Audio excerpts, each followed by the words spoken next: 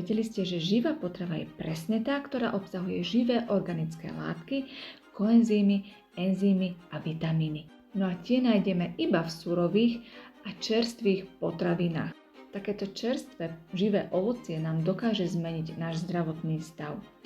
Ďalším takým aspektom, ktorý nám dopomôže v našom zdraví, sú byliny.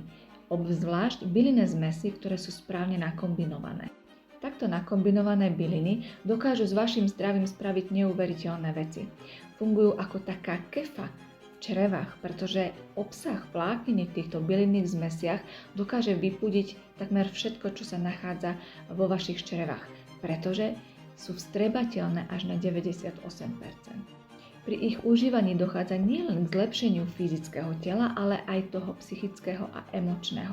Pretože byliny fungujú nielen teda na fyzickej úrovni, ale aj na tej spirituálnej. A tam vibrácie tých bylín vytiahnu nízku vibráciu chorého orgánu.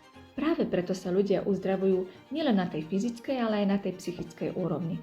No a pokiaľ aj vás zaujíma, aké sú tie bylinné zmesy a čo všetko dokážu, napíšte do komentu bylinná zmes a ja vám pošlem do správy info, aby ste vedeli, o čo ide.